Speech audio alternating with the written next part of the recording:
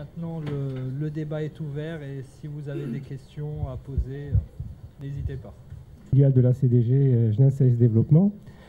Vous avez parlé de la transition démographique et vous avez émis une proposition entre le transfert intergénérationnel d'épargne entre pays à croissance démographique et pays qui plafonnent.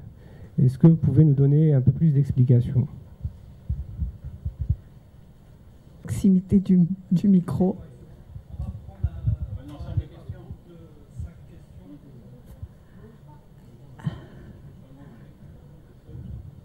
Deux ou trois questions.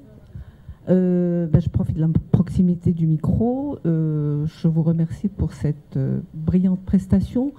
Déjà, il y a une dizaine, peut-être en 2005, effectivement, je témoigne que vous avez eu une vision très prémonitoire de la crise et j'en atteste. Alors, je voudrais poser en fait une question de fond concernant quel modèle finalement pour l'avenir.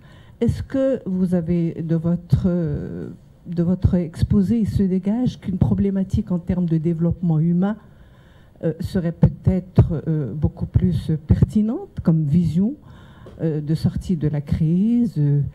En même temps, vous parlez très fortement du rôle des inégalités dans la relation avec la croissance.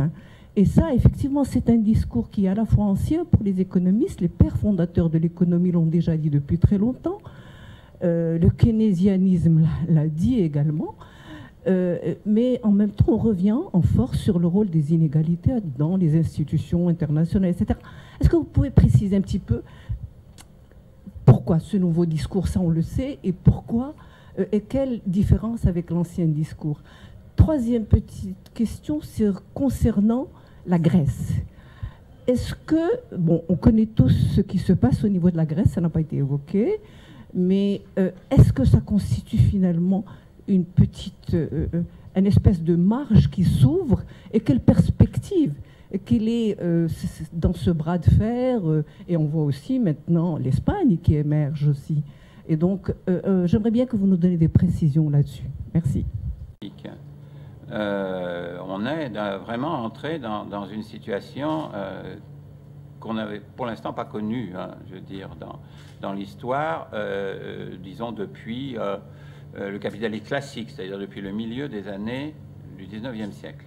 C'est-à-dire une situation dans laquelle une partie du monde, qui est en même temps la partie la plus développée, a, pas complètement, mais déjà dans deux grands types d'économies, c'est-à-dire le Japon, Corée et l'Europe, une croissance négative, c'est-à-dire une population qui va baisser en niveau absolu. Et de l'autre côté, vous avez un début assez largement, sauf l'Afrique, justement, et Proche-Orient, de réduction des taux de fécondité. Et la Banque mondiale dit, bon, ben, il faudrait que l'Afrique rentre dedans et on peut espérer un équilibre stationnaire de la démographie, disons, autour de la fin du siècle. Ça veut dire qu'on est dans une période transitoire dans laquelle vous avez des gens nombreux qui, disons, cherchent à accéder à des niveaux de welfare, comme on dit, hein, de bien-être social. Et ils ont une fenêtre d'opportunité. Ce que la Chine a eu, elle a réussi formidablement. Hein, entre 1980 et 2010, ils ont utilisé ce qu'on appelle leur dividende démographique de la meilleure manière possible, c'est-à-dire en accélérant le processus de croissance, en faisant sortir une masse énorme de population de la pauvreté extrême et en développant une croissance des revenus importante, avec des inégalités, bien sûr, qui sont l'aspect contradictoire de la chose. Mais il faut d'abord arracher une population à un type de pauvreté qui est un cercle vicieux sans fin, quoi. Hein. On reste dans la pauvreté parce qu'on y a été, etc. Et donc, pour ça, il faut massivement de l'investissement et il faut massivement de l'épargne. Alors, je ne reviens pas sur l'aspect qualitatif, il ne faut pas n'importe quel investissement, c'est vraiment le problème d'un État développeur qui sait qu'il y a ce qu'on appelle des biens publics absolument essentiels comme base de la croissance. Mais le financement, et donc là, le rendement du capital était bas, si ça a lieu, il monte, et donc il est intéressant pour des épargnants du reste du monde, ceux des pays développés, qui vont avoir besoin, si vous voulez, de garantir leurs revenus de retraite, eh bien, d'épargner dans des pays où le taux de rentabilité se met à monter. C'est ça, quand même, la logique qui est derrière. Et ça suppose, évidemment, une globalisation financière qui continue à fonctionner, mais d'une manière régulée, quoi, à peu près. Hein. Alors, il peut y avoir des marchés secondaires qui fonctionnent, mais enfin, la masse de l'épargne, disons, doit aller vers ce type d'investissement. C'est pas par hasard si les Chinois ont créé ces banques de développement. Et c'est pas par hasard si 57 pays, aujourd'hui, y sont actionnaires. C'est qu'au lieu d'une logique Wall Street, qui est une logique de faire du profit sur des opérations d'arbitrage de très court terme, il y a une logique complètement différente qu'essaye d'impulser la Chine, qui est de dire, ben voilà, l'essentiel c'est des infrastructures, c'est ça qui va intégrer profondément les économies, qui va leur permettre collectivement d'avoir une augmentation de leurs revenus, et il faut être capable de le financer. Et c'est pour ça que j'ai terminé avec la notion d'investisseur responsable. Il faut des investisseurs capables de faire ça. Voilà. Et à ce moment-là, l'épargne occidentale peut en effet trouver son compte, tout à fait, dans un processus gagnant-gagnant. Mais vous voyez les enjeux politiques pour que ça fonctionne. Et notamment, si on est dans des risques géopolitiques permanents, alors la Grèce en est un, mais le Proche-Orient en est un autre. Si on est dans des problèmes permanents géopolitiques, ça ne se fera pas. Il faut arriver à pacifier le monde suffisamment. Ça veut dire créer une gouvernance, un minimum de gouvernance commune pour pouvoir faire ça. Voilà, mais l'enjeu est formidable. Et l'enjeu est formidable pour l'avenir d'un régime de croissance durable. Alors, bon, c'est en particulier, ça fait quand même un lien avec la deuxième question. Le deuxième ensemble de questions sur le développement humain. Oui, en effet, moi on travaille aujourd'hui dans le cadre de... C'est quand même les Nations Unies qui ont lancé la chose. C'est-à-dire avec le projet Inclusive Wealth Report, qui progresse tous les 2 ans, et où leur truc est ça. Et la comptabilité, c'est essentiel. Il faut revenir à la notion de Adam Smith, en fait, la richesse des nations. Et donc aujourd'hui, il faut être capable de dire qu'est-ce qui est dans la richesse. Et qu'est-ce qui est dans la richesse? Eh bien, c'est une généralisation de la notion de capital à des actifs qui sont en grande partie à l'intérieur des compétences humaines et aussi dans ce qui a été totalement négligé pendant 2 siècles, c'est-à-dire le capital naturel.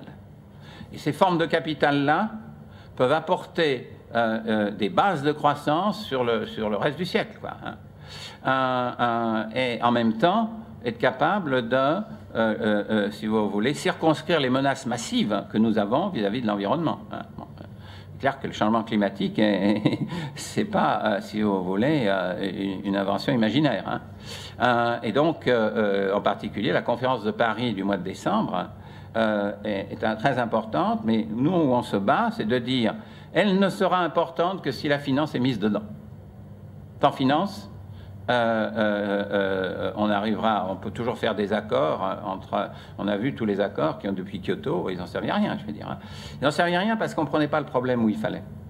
On prenait le problème comme un problème de répartition d'une malédiction, le changement climatique comme malédiction. Il faut le prendre au contraire comme un processus de développement. Et faire en sorte que de manière décentralisée, les pays puissent incorporer cette transformation du capital naturel comme élément de leur développement. Et pour ça, ça suppose des montages, et notamment des montages financiers. Voilà ce qui me paraît important pour ce qui est... et les inégalités, alors, pour le dernier point, les inégalités... Non, il y a la Grèce encore. Les inégalités, oui, on redécouvre ça, c'est-à-dire, bon, c'est sommaire, ça a relancé ce genre de choses. Maintenant, les grandes organisations internationales, comme vous l'avez dit, s'y mettent, mais c'est-à-dire que les inégalités sont plus pensées seulement comme un problème de répartition, ce qui était le cas en théorie néoclassique. Hein, je veux dire, bon, peu importe, finalement, les inégalités, elles doivent être optimales si les prix sont optimaux. Hein, c'est ça qui est raconté. Et il n'y a pas besoin de faire... On peut faire des politiques sociales si on veut, mais ce sont des choses qui sont mauvaises pour l'efficacité. Voilà ce qu'on raconte. Et bien justement, ce qui est en train de changer, c'est ça. C'est de dire, il y a complémentarité entre une maîtrise des inégalités, lorsqu'elles ont atteint des seuils, si vous voulez, dangereux, et la croissance. C'est-à-dire les conditions de la productivité sont mises en cause par des inégalités trop fortes. Et c'est ce type de lien sur lequel il faut travailler maintenant, de façon à arriver à savoir quelle est la nature vraiment des politiques qui sont nécessaires de mener. On en sait encore peu là-dessus, mais certainement une masse considérable d'études viennent maintenant. Hein. Et donc on peut espérer que des conséquences politiques assez rapides pourraient en être tenues. Et à ce moment-là, on retombe sur le problème de fond de la lutte, si vous voulez, pour la richesse, quoi. Hein. Mais ça suppose forcément que la finance, puisqu'elle est la cause essentielle de ce... Alors, je vous ai montré le graphique tout à l'heure. Hein. C'est à partir des années 80 que vous avez ce processus. Hein. Il est clair que ça change complètement le rôle de la finance si on dit les inégalités, si les États, et derrière eux des processus démocratiques hein, qui les soutiennent, disent les inégalités aujourd'hui, ce n'est pas un problème de répartition, c'est un problème général de création de la valeur et donc de productivité, de croissance, etc. À ce moment-là, peut-être qu'on prendra les réformes financières qu'il faut pour transformer la finance. La Grèce, eh ben la Grèce, nous espérons toujours tous qu'on va arriver à un accord, c'est-à-dire à un nouveau plan, alors, puisque le plan actuel s'arrête maintenant, fin juin. Donc, les accords de 2011, à partir de la Grèce, à partir de laquelle on a mené une politique catastrophique en Grèce, et donc qui font qu'il y a un problème de liquidité immédiat qu'il faut régler d'abord, c'est une première chose. Bon, et ça, bon, il faut arriver. Hein. Alors, c'est vendredi, c'est demain, hein, je veux dire, dernier jour. Je pense qu'ils vont arriver à cet accord finalement. Mais le point important, c'est le futur. Qu'est-ce que ça veut dire rembourser une dette insolvable? Évidemment, rien. Une dette insolvable est une dette qui doit faire reconnaître son insolvabilité. C'est-à-dire qu'elle doit être réduite, ou ce qu'on appelle restructurée. La question, c'est quelle technique de restructuration qui en paye le coût. Et on est là-dessus, si vous voulez. Hein. Et en même temps, ça n'a de sens que si, en effet, il y a sur le futur un programme de consolidation de la dette restructurée qui permette au pays de se développer. Hein. Et c'est tout le débat aujourd'hui sur ce qu'on appelle l'excédent primaire de la Grèce. Aujourd'hui encore, si on regarde les derniers textes qui nous viennent des négociations, les créanciers ne sont pas raisonnables, en ce sens qu'ils veulent imposer à la Grèce un excédent primaire de 3,5%. C'est ad infinitum quasiment, hein, on ne sait pas jusqu'à quand. Donc ce n'est pas un excédent primaire pour un an, c'est un excédent primaire, si vous voulez, permanent, pour essayer de payer des intérêts indéfinis sur un niveau de dette qui est incompatible avec le PIB du pays. Donc, et c'est ça le grand débat de nouvel accord. C'est arriver à un taux d'endettement primaire qui soit un taux d'excédent primaire, pardon, qui soit raisonnable. C'est-à-dire qui permette aux Grecs de reconstruire leur économie, parce qu'elle a été détruite, l'économie grecque. Quand vous partez d'une économie détruite, en même temps que vous avez une dette insolvable, vous ne pouvez rien faire. Il faut absolument que les créanciers changent de point de vue, hein, en effet, sur l'état de la situation grecque. Et à ce moment-là, ce qui s'est passé dans les pays d'Amérique latine peuvent donner quand même pas mal de guides. Hein. On a fait des choses. Là aussi, on a laissé traîner les choses pendant toutes les années 80, avec du stop and go, l'Argentine, le Mexique, un désastre. Et puis à un moment donné, les Américains, avec le plan Brady, ont changé de référentiel, ont changé de logique. C'est-à-dire, on rééchelonne très loin. On a la Banque mondiale qui va servir à ce moment-là de garantie. Et on fait du debt equity swap. Debt equity swap, c'est très très intéressant. Ça veut dire qu'une partie de la dette auquel renoncent les créanciers est transformée en equity, hein, c'est-à-dire en capital, sur le pays débiteur. qui à ce moment-là trouve une injection de capital, c'est exactement ce qu'il faut faire, de l'equity, à partir duquel il puisse relancer de l'investissement chez lui. Et puis avoir un contrôle sur l'utilité. Le plan Marshall, c'était pas autre chose que ça, hein. L'Europe en a bénéficié après la guerre. Le plan Marshall, c'est du debt equity, hein. C'est-à-dire que les Américains effacent une dette et investissent massivement chez nous, avec à l'époque quand même, vous voyez à quel point les politiques ont perdu le sens du temps. Et à l'époque, les Américains ont dit, mais en faisant de l'equity chez eux, on va relancer leur croissance et donc ça sera rentable, hein. Il faut faire ça. Hein, voilà ce qu'il faut faire. Et donc, la question de fond, c'est peut-on encore en Europe avoir suffisamment de conscience commune pour pouvoir la traduire dans des politiques qui peuvent évidemment réussir. Voilà. À vous. Très riche. Je me présente, l'Elaki, je m'intéresse aux travaux universitaires et je participe à beaucoup de séminaires sur invitation de mes amis professeurs et je participe également aux travaux dans un cadre gouvernemental sur les politiques économiques où je représente la CGM qui est l'Union des entreprises au Maroc. Mais ma question, c'est la question de l'homme de la rue. Je voudrais vous poser la question de l'homme de la rue, parce qu'on l'oublie parfois quand on fait des exposés très fins et très fouillés. J'ai bien suivi tout ce phénomène de financiarisation lié à la baisse de la productivité, qui est un phénomène majeur et qui a entraîné bien sûr beaucoup de choses. Et j'aimerais vous poser une question relative à des événements récents qui se sont passés en France. J'ai pris la France parce que ça m'est venu à l'idée.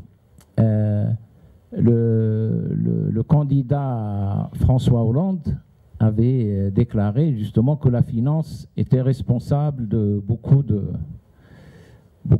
problèmes dans l'économie française. Et il a également mené une politique donc, de réindustrialisation avec un ministère dédié qui s'est attaqué donc, aux fermetures, aux restructurations et également aux délocalisations. Et peu de temps après, c'est-à-dire il y a quelques mois, donc, il y a eu un tournant dans la politique économique française avec une remise en cause de ces idées qui avaient été avancées, donc, qui étaient de limiter la finance, de limiter les délocalisations, etc. Donc, l'homme de la rue donc, se pose des questions. Pourquoi ce tournant? Et par rapport à l'analyse que vous avez faite, justement, qu'est-ce qui n'a pas marché? Ou bien qu'est-ce qui a causé, justement, le fait de ce revirement assez radical? Je vous remercie.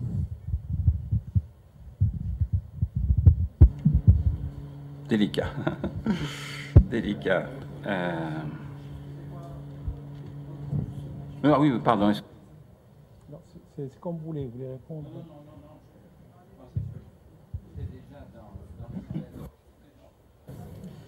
Alors, vous avez fait une bonne description des transformations du capitalisme à long terme avec ce passage du régime de croissance d'un régime centré sur le rapport salarial vers un régime de croissance focalisé sur la finance avec toutes les dérives que vous avez décrites, en particulier l'envol de la dette. Alors moi, je voudrais vous poser une question sur la place et le rôle de la monnaie dans tous ces enchaînements que vous avez décrits, qui globalement sont des enchaînements vicieux. Et en particulier, est-ce que la politique l'indépendance de la politique des banques centrales, les politiques des banques centrales, est-ce qu'elles contribuent à ces enchaînements? Est-ce qu'il ne faut pas revenir justement à une monnaie qui incarne la souveraineté nationale, souveraineté des États? Monsieur Akaboun, je suis professeur d'économie-gestion à Rabat, et donc moi je m'interroge sur la baisse de la productivité, les raisons. Pourquoi est-ce que la productivité a baissé au niveau des pays développés? Et est-ce que c'est général, puisqu'on voit le cas de l'Allemagne, par exemple, où il y a une certaine reprise, en quelque sorte, de l'activité, aussi bien d'exportation que de production. La deuxième question concerne les revenus réels, puisqu'il y a eu baisse du taux d'inflation un peu partout. Alors, comment est-ce qu'on peut expliquer la baisse du revenu réel, alors que normalement, si l'inflation baisse, le revenu réel doit normalement augmenter? Voilà, merci. Une toute petite question sur l'investissement public, puisque tu donnais l'exemple de la Chine qui a une vision stratégique de son développement économique avec un État développeur qui investit.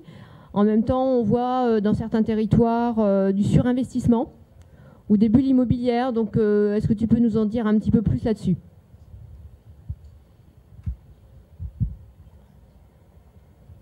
S'inscrit évidemment dans la situation et les contraintes de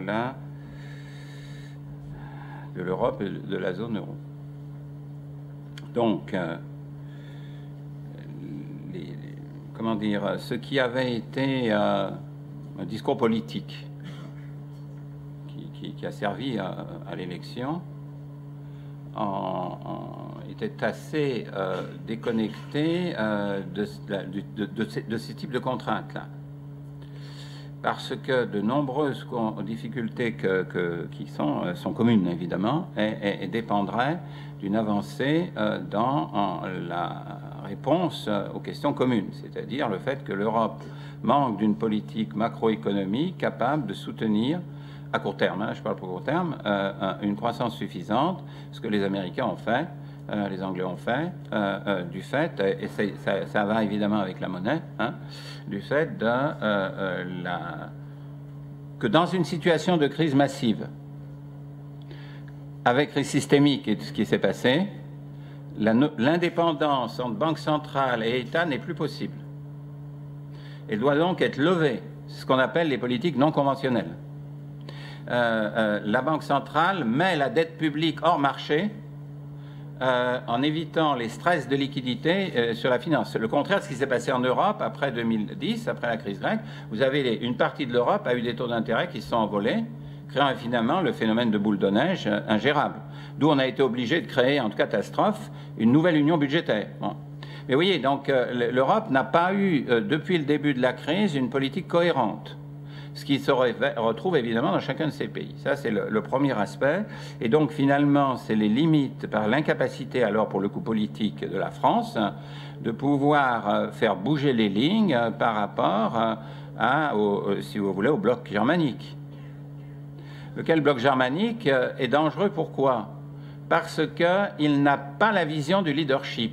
Vous savez, dans un système à théorie des jeux, vous pouvez avoir un modèle qui dit hégémonique, dans lequel la puissance la plus importante prend en compte les intérêts de tout le monde pour permettre aux autres de faire leur ajustement particulier dans des conditions raisonnables qui évitent de plonger dans la récession.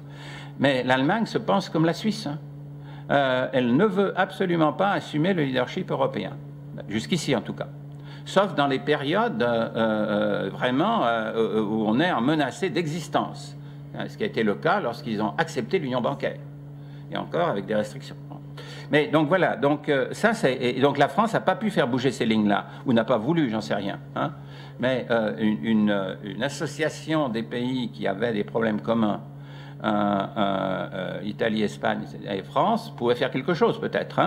en ce qui concerne une possibilité de redéfinir l'ajustement européen. Donc ça c'est une des raisons. Ensuite, donc ça a évidemment miné, si vous voulez, la crédibilité du président de la République française par rapport à ce qu'il avait dit au moment de sa campagne électorale.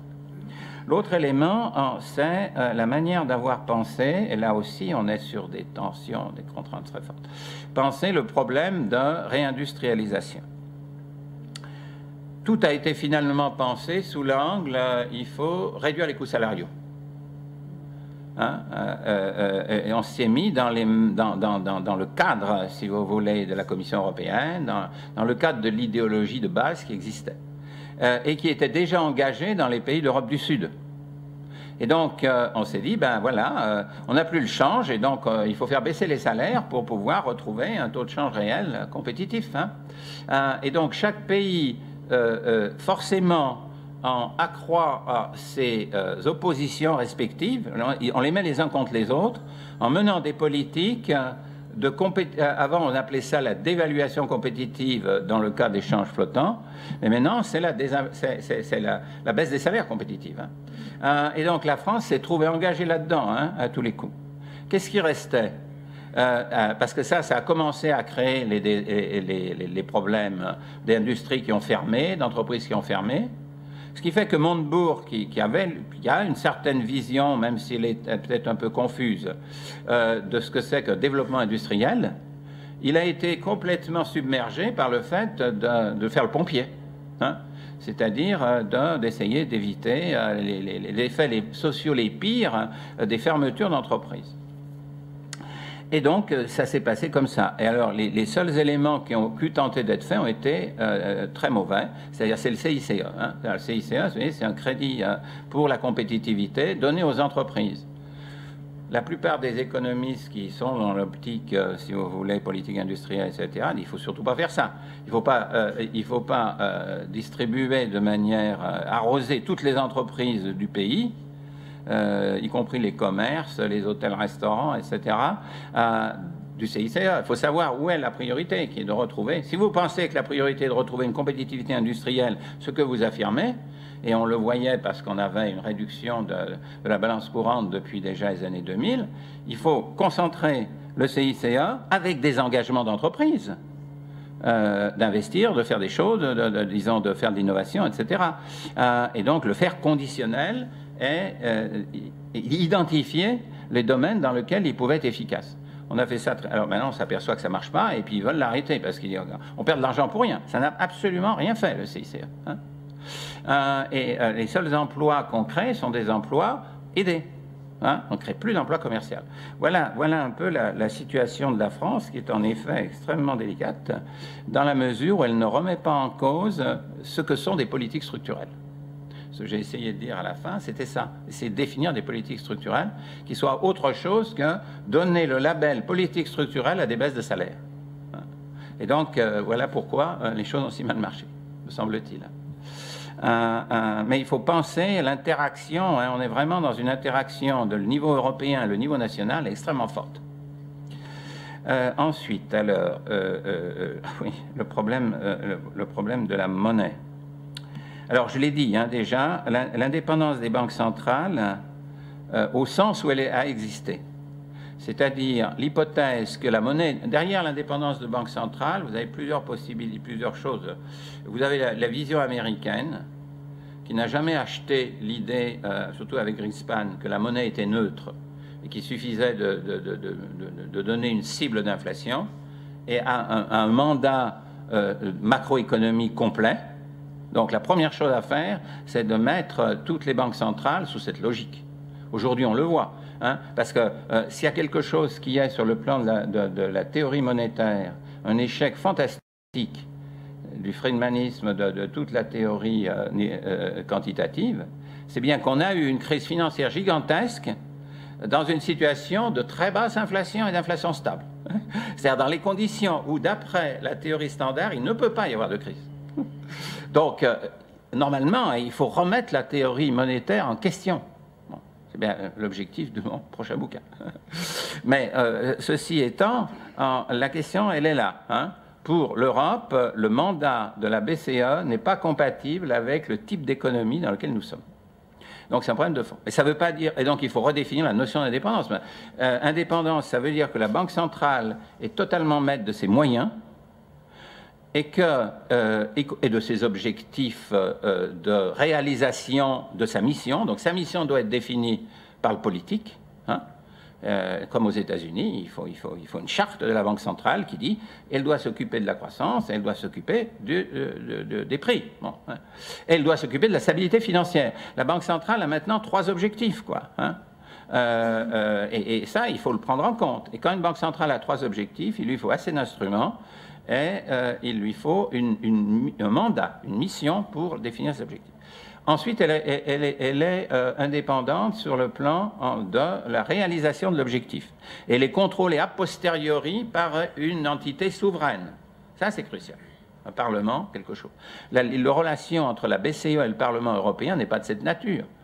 Le gouverneur, enfin, disons, le président, pardon, du board de la BCE, il va devant le Parlement raconter ce qu'il veut, je veux dire, mais le Parlement n'a aucune mission, si vous voulez, pour légitimer ou pas légitimer ce qu'on lui raconte, hein.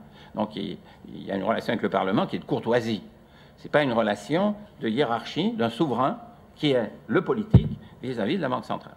Donc là, c'est vraiment le problème européen majeur, hein, je veux dire. Donc la réforme de la Banque centrale en Europe fait partie de la refonte du traité de Maastricht, sans laquelle nous ne sortirons pas de la crise, sur le plan du fond, quoi. Voilà sur ce que je veux dire sur cet aspect monétaire. Et l'autre élément, c'est à partir du moment où la notion de stabilité financière réapparaît enfin, c'est quand même, si on regarde l'histoire des banques centrales, c'est quand même fantastique. Les banques centrales ont été créées pour financer l'État, hein? C'est comme ça que la Banque d'Angleterre a été créée. Maintenant, il faut surtout qu'elle finance par l'État. Et ensuite, après Beijot, après toutes les crises financières du 19e siècle, elle a été créée pour prêteur en dernier ressort, pour stabilité financière. C'est quand même extraordinaire ce qui s'est passé à partir des années 80, où on considère que la stabilité financière est assurée de manière endogène par la finance elle-même. Donc, voilà, le problème, il est lourd, hein. Il faut vraiment refondre complètement des idéologies, et ça, c'est très dur. C'est très dur parce que c'est aussi la profession académique qui doit être engagée, car c'est elle qui produit les doctrines, finalement, hein. Or, c'est le problème de doctrine qui est en cause derrière, hein. Voilà l'ensemble des questions, si vous voulez, pour retrouver, pour que les banques centrales soient vraiment efficaces. Alors, elles ont été efficaces pour créer la liquidité majeure, etc. Moi, quand nous faisons actuellement des comparaisons, dans le cadre de notre rapport, là, des comparaisons entre les grandes crises du passé et celles d'aujourd'hui, il y en a une qui se rapproche assez de la nôtre, c'est pas du tout la Grande Dépression, c'est la grande crise déflationniste des années 1873-1896, dans laquelle la finance est restée globale, dans laquelle il y a eu des périodes de rebond, de croissance, et où il y avait un processus de déflation très long. Quelle est la différence? Donc il y a beaucoup de ressemblances, hein. Quelle est la différence entre cette période et la nôtre? Eh c'est justement ça. Dans le cadre de l'étalon or, vous n'aviez pas la possibilité d'une liquidité flexible, hein, d'où le processus de déflation effectif. Là, nous avons eu une démonstration extraordinaire de la capacité des banques centrales à créer de la liquidité, hein. Mais ça ne suffit pas si on veut aller au-delà, puisqu'on a vu que ça ne permettait pas de retrouver un régime de croissance, ça. Il faut arriver à redéfinir la doctrine et les missions de la Banque centrale. Investissement public et surinvestissement. Attendez, est-ce que je n'ai pas encore oublié quelque chose? Il y a des questions. C'était votre question? Ah oui. Bon, alors ça, c'était. Donc l'idée, c'est la chose suivante, hein. Il y a baisse des gains de productivité, hein, pas baisse de la productivité. D'accord, hein. Ralentissement des gains de productivité permanents. La productivité continue à monter, mais une baisse du taux de croissance. Bon. Mais elle tend à l'Angleterre, elle ne bouge plus. Tiens, alors voilà, c'est un pays où la productivité s'est arrêtée de monter complètement depuis 2007, l'Angleterre. Et c'est un puzzle. C'est-à-dire la Banque d'Angleterre se demande comment c'est possible et pourquoi c'est comme ça, hein. Donc, je veux dire que c'est très dangereux, quoi. On ne peut pas... Bon, donc il bénéficie d'un rebond par l'injection de liquidités qu'ils font, ils relancent des spéculations, etc. Mais c'est un rebond qui, évidemment, plongera. Beaucoup de pays aujourd'hui européens sont contents, etc. Mais pourquoi? Parce que ce n'est pas les gouvernements qui ont fait quoi que ce soit. Vous avez eu deux chocs en même temps, la baisse du prix du pétrole et la baisse de l'euro. Alors évidemment, ça a des effets de revenus réels. Hein. Mais c'est temporaire, ça. L'effet d'un choc s'efface au bout de 3 ans, grosso modo, hein, d'après les modèles macro qu'on a. Donc, il y a beaucoup de gens, en particulier nos politiques en France, qui confondent rebond et reprise. Une reprise soutenable implique justement tout un processus dans lequel un enchaînement essentiel est remontée de l'emploi et hausse des salaires. Et tant qu'on n'a pas ce lien-là, on est dans des rebonds pas durables. Hein. Et donc, c'est ça qu'il faut regarder. Est-ce qu'il y a quelque chose de différent aujourd'hui, parce qu'il y a eu un rebond en 2013, qui s'est effacé en 2014? Est-ce qu'on a quelque chose de différent aujourd'hui qui n'est pas seulement de l'importance du rebond? Le rebond a une taille plus élevée. Mais est-ce que ça va engendrer des processus qui ne se sont pas produits après 2013? Hein? C'est pas un problème de taille, ça. C'est un problème d'enchaînement de processus économiques. Et donc, le futur, disons 2016, nous dira ce qu'il en est, quoi. Hein, 2016-2017, nous dira ce qu'il en est. Mais pour l'instant, il n'y a pas d'indice véritablement d'une vraie de retour, de sortir du régime dit de stagnation séculaire, c'est ça que je veux dire. Hein. Et y compris aux États-Unis, puisqu'on avait vu, là aussi, ils ont une retombée auquel ils ne s'attendaient pas, quoi. Hein. Parce que l'investissement productif ne repart nulle part, ça c'est clair. Et donc, le problème de fond, il est là, et il n'a pas été réglé par les rebonds que nous avons aujourd'hui. Voilà un peu cette question. Mais sur le plan technique, vous avez raison, d'ailleurs ça se produit. Hein, c'est pour ça qu'on a un rebond. La baisse de l'inflation fait hausse du revenu réel. Le problème, c'est qu'est-ce qui va se passer après. Alors la Chine, oui bien sûr. Moi, le processus chinois, est fantastique pour la théorie de la régulation. Parce que aucune notion d'équilibre ne peut rendre compte de ce qui se passe en Chine. Vous avez une logique, en quelque sorte, endogène de croissance qui est auto-entretenue, un processus graduel de réforme et un processus contradictoire de réforme, et dans lesquels les contradictions créent une nouvelle phase de réforme où on change la politique. Et la grande phase de croissance des années 1995 jusqu'à 2010-2012 même, hein, jusqu'au nouveau leadership, a été une phase où on a, et dans chaque phase de réforme, on libère certains prix. On part d'une économie totalement planifiée. Hein, et on se pose la question suivante, et que nous, auquel on a essayé de répondre dans notre livre sur la Chine avec une jeune co-auteure chinoise. C'est comment ça réussit en Chine alors que l'Europe de l'Est n'y a pas réussi du tout. Hein.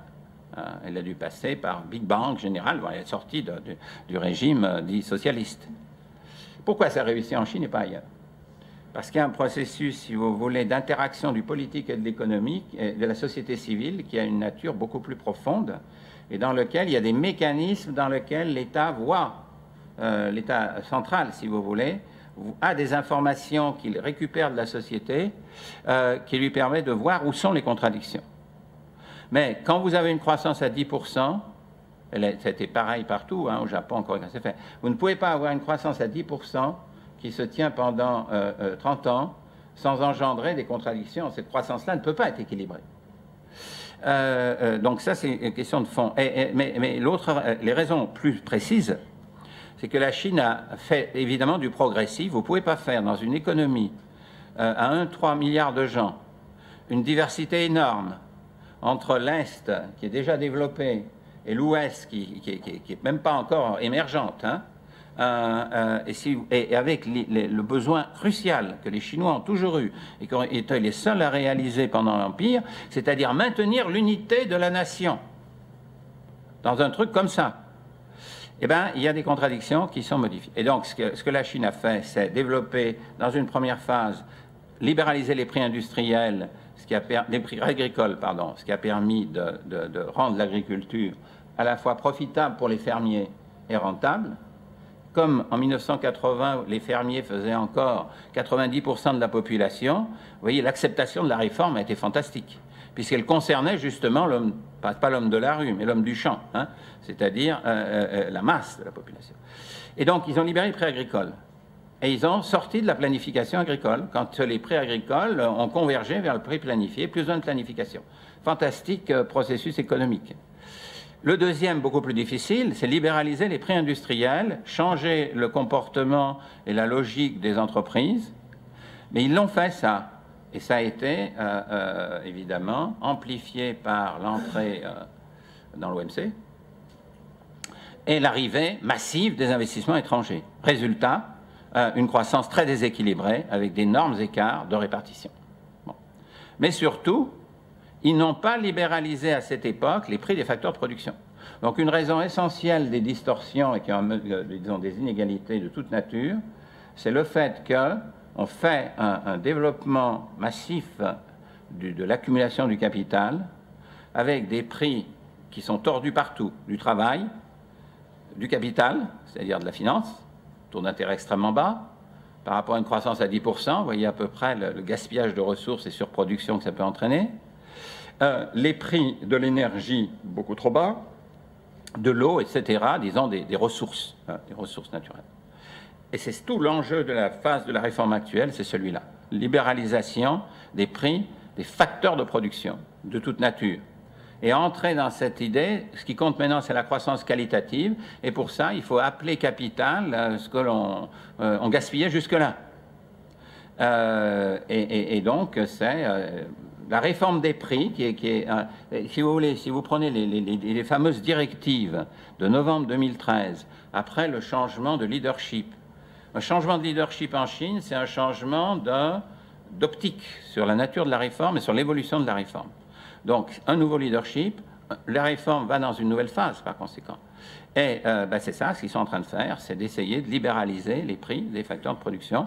Et donc, ça suppose que c'est beaucoup plus compliqué que de libéraliser les prix de produits, hein, puisque ça engage les droits de propriété, d'où la nécessité d'établir l'état de droit, et le problème des liens entre le parti et la loi, hein, c'est ça qu'ils essayent de régler. Évidemment, la lutte contre la corruption n'est plus la même que ce qui était avant, c'était des choses marginales. Là, vous avez une lutte absolument féroce et généralisée contre la corruption, parce qu'il s'agit de mettre les entreprises en état d'être efficaces. Et donc, le parti se dégage de l'intérieur des entreprises. C'est quand même des réformes énormes. Hein. Et donc, l'enjeu, l'horizon de la réforme, 2035. Hein. Ce n'est pas des choses qu'on peut voir en 6 mois. Mais il faut avoir des résultats dans le temps progressif. Voilà ce que je peux dire sur... Et donc, l'élimination des surcapacités est en train d'être gérée. Et alors, de plusieurs manières. La macroéconomie est en train de bien évoluer, mais lentement, mais les derniers résultats sont assez intéressants, même au plan conjoncturel. C'est-à-dire, l'année dernière, la contribution à la croissance de la consommation et des services est supérieure à celle de l'investissement, pour la première fois. Et par conséquent, le processus de réaménagement est en cours. Hein, mais toutes ces réformes qui supposent du droit, l'indépendance des cours de justice, vous voyez un peu les problèmes, la réforme des terres, une réforme fiscale pour redistribuer la manne fiscale aux collectivités locales, c'est ce que j'appelle l'État développeur qui puisse faire ça. Et 20 ans pour y arriver. En fait, Aji Salahdine, je suis directeur des risques à la Société Centrale de Réassurance. En fait, ma question concerne la gouvernance commune. Commune, oui. Mondiale. En fait, je veux accentuer sur le volet, en fait, communication financière. En fait, parce que c'est très important. On a vu ce que l'IASCB a essayé de faire avec les normes IFRS. Et son impact en fait sur la crise, c'est-à-dire l'instrument de mesure, comment il peut lui aussi en fait donner des signes qui peuvent être fausses ou pas au bon moment en fait pour mesurer en fait la santé de finance mondiale. Et après, il y a un nouveau truc qui va aussi avec la communication, c'est la diffusion en fait de l'information. Parce qu'il y a 50 ans, c'est-à-dire l'information ne circule pas aussi vite que maintenant. Et comment on peut réguler à l'échelle mondiale cette communication et cette diffusion de l'information. On parle maintenant de la pollution de la data, la big data et tout ça. Donc on est en train d'évoluer vers un autre monde de la diffusion de l'information. Ça va devenir peut-être la finance en tant que telle, c'est pas le problème.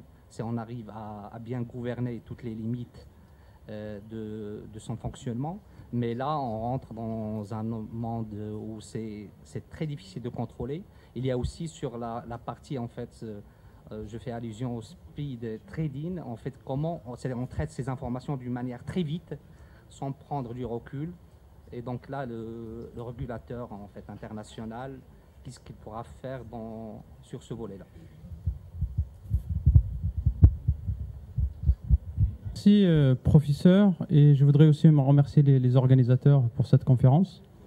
Ma question à la base que je voulais poser, il y avait une réponse sur les banques centrales, mais je voudrais profiter de votre présence ici par rapport au cas marocain. Vous avez signalé au départ que vous ne connaissez pas peut-être beaucoup, mais juste à la lumière des trilèmes monétaires, des trilèmes financiers depuis quelques années, le Maroc s'engage dernièrement, ces dernières années, à mettre en place une place financière. On a une économie un petit peu, je veux dire, pas très financiarisée, pas très intégrée dans la finance mondiale. On a une sorte de stabilité financière. Est-ce que si on s'engage, le Maroc quand même, un petit pays, s'engage dans cette tendance-là, qu'est-ce que vous pouvez nous dire sur cette expérience? Et une deuxième question très vite, un lien avec la productivité. Qu'est-ce que vous pouvez nous dire sur ce qui s'écrit dernièrement aussi sur une économie dans plusieurs secteurs où le coût marginal tend vers zéro? Référence dernier livre de Rifkin. Merci. Monsieur Hamamou, ministère des Finances, il y a une chose qui a suscité mon attention depuis l'éclatement de la crise, c'est le développement de la finance, le développement spectaculaire de la finance islamique.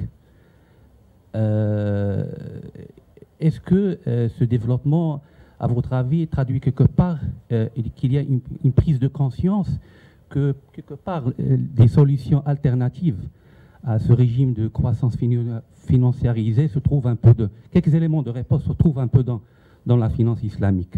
Je pose cette question parce que nous au Maroc, on vient d'adopter une nouvelle loi bancaire qui a consacré tout un chapitre aux banques participatives. Donc une version light de la finance islamique. Donc on a préféré un petit peu une démarche graduelle. Donc j'aimerais bien avoir votre avis sur est-ce qu'il y a quelque part, parce que je vois beaucoup de débats en France, partout en Europe, sur l'importance de cette finance, est-ce qu'il y a quelques éléments de réponse, une alternative au mode de financement financiarisé dans ce genre de finance? Merci. Permettez-moi au départ de faire une métaphore. La finance et l'économie réelle, c'est comme un morceau de fer et un aimant. Chaque fois qu'on veut s'éloigner, on est beaucoup plus attiré. Vous avez souligné de votre présentation comme quoi, pour affranchir l'économie réelle de la finance, il faut que l'État intervienne dans le cadre à travers le développement du capital humain, et bien sûr naturel, plus à travers ça, il y a la sécurité et la santé. Pour ce faire, l'État a besoin des fonds, et puisque les recettes fiscales sont insuffisantes, on retombe dans l'endettement. Et parallèlement, vous dites, vous prenez l'ouverture, qui dit ouverture commerciale et financière, et on sait très bien qu'avec l'ouverture commerciale, je vous dis que le Maroc s'inscrit dans cette logique. Sauf que on a une ouverture qui se traduit par un déficit commercial énorme, et vous avez prôné un taux de change réel sous-évalué, ce qu'on ne peut pas maintenir au Maroc.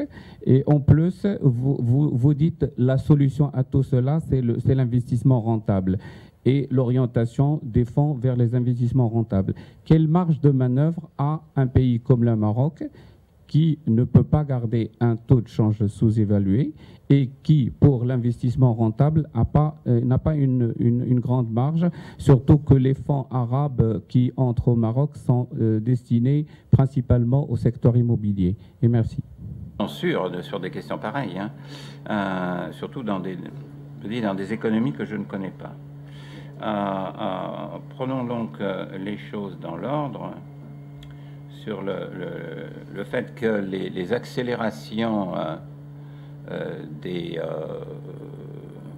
transactions, et des informations qui circulent et qui engendrent des transactions financières sont en soi un problème par rapport à la possibilité, disons, d'une instabilité endémique qui finalement crée plus d'incertitudes. On en arrive, évidemment, c'est l'affaire connue, hein, c'est que si vous avez des flux énormes dits d'informations, c'est pas vraiment des informations. Elles peuvent se transformer en bruit si elles n'apparaissent pas, qu'elles font pas sens.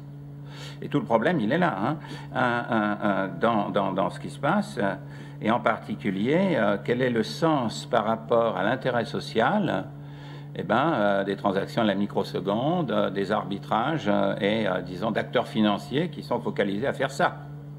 Il n'y en a aucun, et ça peut être que négatif. Bon. Donc la question, elle est quand même cruciale par rapport à des, disons, ça implique des régulations. Personne ne peut, si vous voulez, dire le contraire. Maintenant qu'on sait à quel point la finance, parce que la dérégulation est quand même un processus qui a commencé au milieu des années 90, avec l'idée la finance, cette efficience va trouver elle-même ses équilibres, et qui a abouti à 2007, 2008. Hein. Donc maintenant, on devrait dire, bon, on a compris. Hein, on a compris. Le risque systémique, ça existe et c'est produit par la finance elle-même. Donc il faut bien faire quelque chose. La question, c'est les bonnes régulations, et c'est ça la difficulté. Alors moi, je pense que ce qu'on a décidé, ce qui a été décidé est assez raisonnable. Hein. D'une part, pour ce qui est de l'aspect... Alors donc, là, maintenant, il faut aller au-delà des banques. Parce que, évidemment, étant donné que c'est dans le domaine bancaire que la crise disons, a éclaté, on a commencé à traiter des questions bancaires. Et on l'a fait essentiellement par dire, vous allez mettre du capital d'un côté au passif, plus de capital qu'avant, et de l'autre côté, vous allez garder un coussin de liquidité suffisant pour absorber des chocs massifs de liquidité qui résultent du fait que, en effet, maintenant, les chaînes de transactions financières sont des chaînes beaucoup plus opaques et beaucoup plus étendues qu'elles ne l'étaient avant, et donc il y a des risques de liquidité qui sont partout. Hein. Donc il faut des coussins qui permettent de l'absorber. Bon, ça, on l'a fait. Enfin, on l'a fait. On a fait ce qu'il fallait pour aller dans ce sens-là. Tout le shadow banking, tout ce qui est fonds communs de placement, tout ce qui est hedge fund, tout ce qui est prêt sur titre, tout ce qui est swap, etc., de toute nature, c'est continué à se développer à une allure formidable. Et les dangers aujourd'hui sont là. Essentiellement là. D'autant que, et c'est là la perversité, puisqu'il y a une question qui tournait autour des bas taux d'intérêt, des bas rendements du capital, la perversité est claire. Et pour des organismes comme le vôtre, vous voyez bien. C'est-à-dire que si vous êtes un investisseur institutionnel avec des passifs très longs, parce que vous payez des retraites, et vous avez besoin d'une sécurité de vos actifs parce que vous payez des flux de retraite qui sont connus, vous n'avez pas de problème de liquidité immédiat, mais vous avez le problème de rentabiliser. Hein. Si vous n'avez plus de taux obligataires qui vous permettent d'avoir le rendement qu'il faut. Et donc aujourd'hui, vous avez des compagnies d'assurance, vous avez des fonds de pension qui deviennent des entités spéculatives du fait de la nature, si vous voulez, des conditions monétaires existantes. Des taux d'intérêt trop bas peuvent être extrêmement pervers, et notamment pour le long terme. Hein, et c'est ça qui se passe. Et donc, des risques très importants sont en train de se... C'est pour ça que aux États-Unis, maintenant, ils sont inquiets, hein, que la Fed, ils regardent. Parce qu'il y a des risques qui sont dans des acteurs financiers qu'on n'avait pas l'habitude de réguler d'une manière aussi précise que les banques. Bon. Ça, c'est le deuxième point. Et par conséquent, et l'autre élément, bien entendu, c'est l'aspect, en effet, international, global de la chose. Hein. Ce qui implique normalement d'aller à un type de régulation qui a un caractère d'accords internationaux qui au moins relie toutes les places financières, met toutes les places financières au même point, suivant les mêmes règles. Ce qui n'est pas le cas de Singapour, hein, ce qui n'est pas le cas d'Hong Kong. Et donc, on a une fragilité qui tient au fait que cette régulation globale n'est pas là. Mais néanmoins, où se fait le travail le plus intéressant? Il se fait à Bâle. Hein. Il a été créé ce qu'on appelle le Financial Stability Board, qui s'occupe de ça, hein, et qui a regardé en particulier où sont aujourd'hui les principaux enchaînements internes à la finance qui créent des vulnérabilités cachées. Et à partir de ça, il faut faire ce que les banques centrales doivent faire avec leur conseil de risque systémique, des tests de stress, comme on dit, qui soient des tests de stress macroéconomiques, c'est-à-dire qu'ils englobent toutes les entités financières, et pas seulement les banques. Donc c'est assez lourd à faire, mais c'est la seule manière, en fait, d'avoir un modèle qui soit pertinent. Il faut qu'il soit ancré vraiment sur des contraintes de bilan les uns vis-à-vis des autres. Donc, et il n'y a que les banques centrales qui connaissent ça, hein, qui peuvent connaître ça. Et pour ça, il faut que l'information soit divulguée par les institutions financières. C'est-à-dire qu'on ait un panorama des bilans à partir duquel on peut dire qu'un choc qui se produit à tel endroit, simulation, voilà, je sais maintenant qu'est-ce que ça a tendance à faire en probabilité d'interdépendance que je ne pouvais pas mesurer jusque-là. Donc c'est tout cet appareil-là qui doit aller avec le développement de disons, de la rapidité de la finance, de son imbrication qui est plus large qu'elle ne l'a jamais été, du fait du non-bancaire, hein, l'importance du non-bancaire, et puis du fait que vous avez des transactions, disons... Alors le reste, c'est ça. Est-ce qu'il faut interdire certains types de transactions dont l'intérêt économique n'est visible nulle part? Est-ce qu'il faut, en particulier, vous voyez qu'on revient aussi à des choses de tout à l'heure, là, c'est-à-dire qu'aujourd'hui, dans la valeur actionnariale, dans cette conception de l'entreprise, un hedge fund ou un organisme financier spéculatif peut emprunter à des coûts ridicules, hein, acheter des actions pour quelques jours ou quelques heures, de façon à entrer dans un conseil d'administration, c'est-à-dire entrer dans une assemblée générale et inverser, si vous voulez. Bon, ça n'a aucun sens. Bon. Il est clair que dire que les droits de vote doivent être fonction de la durée de détention fait aussi partie de la réforme d'ensemble et qui concerne l'entreprise et la finance à la fois. Oui, donc il y a vraiment beaucoup de domaines dans lesquels il faut pouvoir agir. Et la question de fond, en effet, c'est un accord international. Donc ça suppose à la fois que le G20 joue un rôle pilote au plan politique, que Bâle et le FMI travaillent ensemble, parce qu'il y a des aspects macro et des aspects proprement financiers, que les banques centrales prennent vraiment au sérieux leur fameux board de risque systémique, là, leur conseil de risque systémique, qui soient véritablement actifs, et pour l'instant, il n'y a que les États-Unis qui ont vraiment des modèles sérieux. Et voilà, hein, et c'est tout ça qui peut arriver, à mon avis. Le problème n'est pas de mettre la finance au niveau des années 60, c'est fini, évidemment. Ça sera une finance globale, toujours. Et donc, c'est la finance globale au service de l'économie, hein, c'est-à-dire changer assez profondément la logique des interdépendances qui existent, et il faut le faire par tous ces bouts à la fois, voilà, me semble-t-il. Hein. Voilà pour ce qui est de cette place de la finance, problème de stabilité, etc. Moi, finance islamique, je ne la connais pas, mais ce que je sais, c'est qu'il y a une dimension éthique dans le long terme. Hein, quand j'en parle d'investisseurs responsables, on peut le définir de plusieurs manières. Enfin, disons, comment le définir des investisseurs responsables? C'est là l'objectif, hein. Que ce soit la finance islamique ou une autre, il faudrait aller vers ça pour favoriser de l'investissement productif de long terme. Donc, il faut que ce sont des intermédiaires financiers qui ont un passif long. Bon, il faut qu'ils ont un passif long. Par conséquent, ils ont intérêt à avoir un horizon long de leur actif, c'est-à-dire de la nature de leur placement. Bon. Mais on a vu que ça ne suffisait pas. Puisque c'est des gens qui ont des passifs longs. Pensez à AIG, hein, la plus grande compagnie d'assurance du monde, qui a fait du trading sur les crédits de default swap le cœur de son activité. C'est une aberration totale. Hein, et c'est en plus caché. C'est-à-dire la Banque centrale elle-même ne l'a pas connu avant que ça explose. C'est ça qui doit être absolument interdit. Car là, on est vraiment dans un domaine, si vous voulez, où l'éthique a vraiment disparu. Hein. C'est-à-dire que vous avez, disons, des gens qui sont des dirigeants d'une grande société d'assurance, qui ont des mandants, qui sont des épargnants, et qui sont en train de faire quelque chose qui est une bombe à l'intérieur de leur entreprise, hein, qui est la plus grande entreprise du monde, pour ce qui est du domaine de l'assurance. Il est clair que là, on est dans un domaine où, si vous voulez, le manque d'éthique devient à ce moment-là un dysfonctionnement financier catastrophique.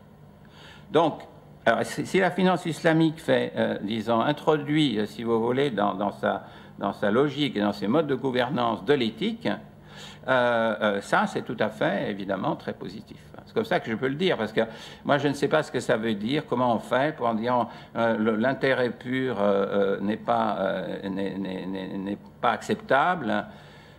Je ne sais pas comment ils font.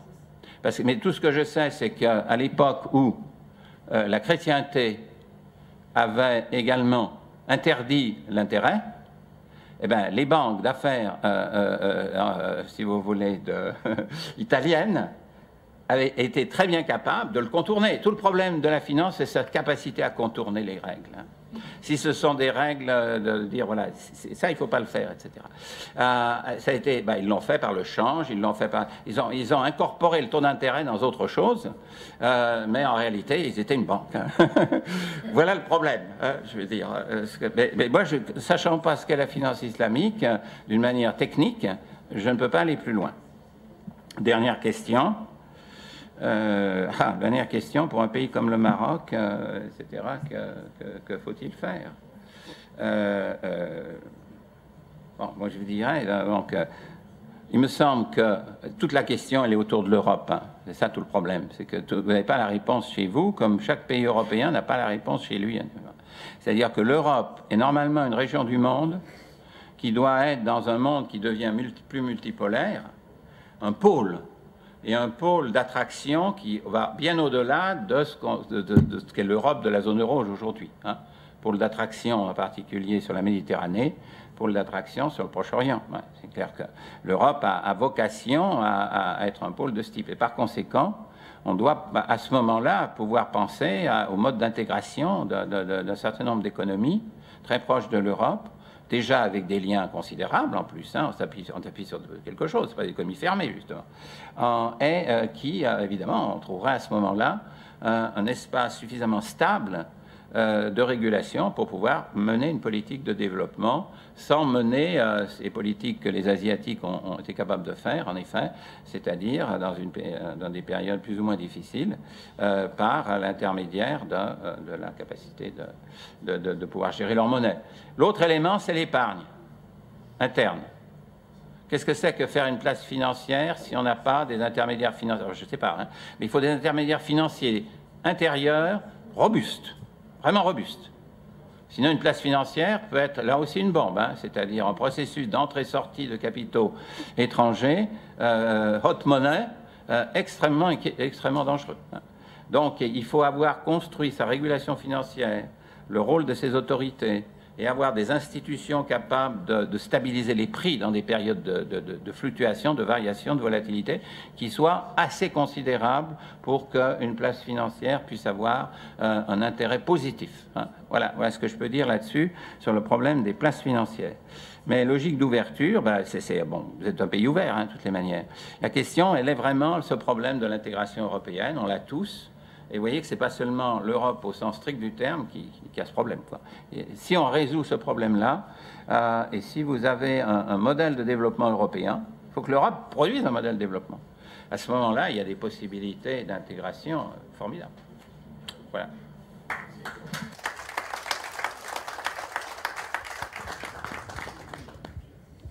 Merci beaucoup à Michel Aglietta pour avoir animé cette matinée. Merci à vous tous, merci pour vos questions, merci pour encore une fois à l'Institut CDC, pour la recherche, à l'Institut CDG. Et nous espérons une autre fois revoir Michel Aglietta et également demain pour la journée sur le développement urbain.